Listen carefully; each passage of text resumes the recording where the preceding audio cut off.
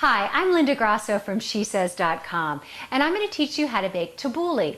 Not the classic Middle Eastern kind, but rather California tabbouleh. That's what I call it.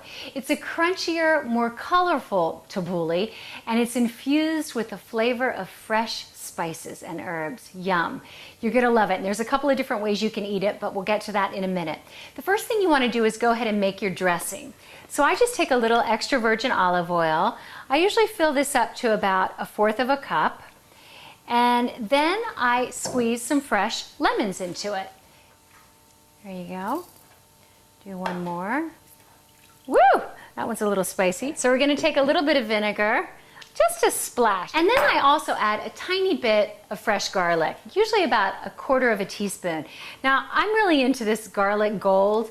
I think it's just delicious and it saves me a step. I don't have to chop the garlic. It's got a really, really pungent flavor. So I just take a little bit of that and I drop it in the tabbouleh. You know, just about 1/4 teaspoon. Okay, I take this and I set it aside. Okay, the next thing you want to do is you want to take your tabbouleh. Now, there's lots of different types of tabbouleh. This is red mill, which I like. It's a little bit thicker and grainier. Don't get the fine kind. Go to a Persian grocery store or Armenian grocery store and really look for that thicker, more coarse tabbouleh. Otherwise, tabbouleh tastes a little mealy to me. So go ahead and put about 1 cup of that in there. That's about 1 cup. And then what you want to do is you want to take about 1/4 cup of boiling hot water and pour it on top. We're just trying to cook the tabbouleh a tiny bit, but not too much. We still want that crunch in there. There we go. So again, you want to get about 1/4 cup of hot water, and then you want to cover it. I just take a pan lid like this, and I cover it and I put it aside. The first thing you want to chop is the cucumber. Just for fun, I went to the farmer's market and I got this. Isn't this wonderful? It's an Armenian cucumber, but you can also use a regular cucumber. They both work equally as well. And you want to split it in half like that, and then you just want to chop it up.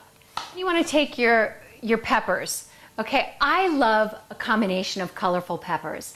If you're going to use red tomatoes, use yellow and orange peppers. You just want to chop these. I chop them like this, and then I go one more time like this, and that's it. Okay? One of the things I love about this tabbouleh is I love the herbs in it. And I love all the flavors together. It's such a burst of flavor. Now let's talk about tomatoes. Here's my philosophy on tomatoes. Get the absolute best tomatoes you can get your hands on. I'm talking flavor here completely. Don't worry about color. If these are the most tasty ones, the red, go with the red. If you have some Cherokee that you really like the flavor of, go with Cherokee. Just whatever tastes the best. Of course, the ideal is to go with summer tomatoes. And I'm just going to cut these like this, so they're kind of diced. And then cut it once this way. There we go. This has been sitting for at least 20 minutes. This is our tabbouleh that we had sitting in the hot boiling water. And it just cooks it a little bit, but still keeps it crunchy. And the first thing you want to put in is the cucumbers. The next thing you want to put in is your peppers. And next you want to put your spice mix on.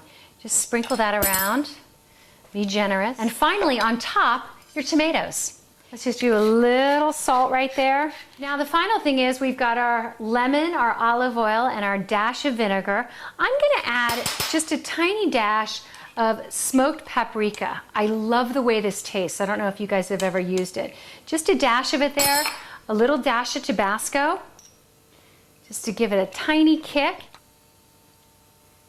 It already smells so good. My mouth is watering. So, after you've got the dressing on, you want to take a little bit of saran wrap, and nasty little guy, and you want to cover this up and you want to refrigerate it. And you want to refrigerate this for at least 6 hours, okay? Uh-oh, don't look at how messy my refrigerator is. So, after it's marinated for 6 hours at least, you want to go ahead and unwrap your tabbouleh, and you want to mix it up.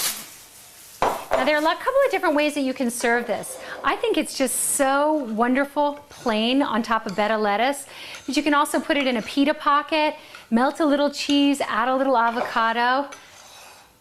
It makes a wonderful lunch, and one of the things we love doing is I'll make it for dinner. What is this we? I'm the one who cooks. They eat. I make it for dinner, and then the next day we'll put it in a pita pocket for lunch. Or you could just have it as a tabbouleh salad or a side salad. It's just such a multi-purpose dish. I love it. And it's actually better the second day, I think. I was at the farmer's market yesterday and I got this really pretty wild arugula. You can put this on any kind of lettuce you like. So there you have it, tabbouleh with a California twist.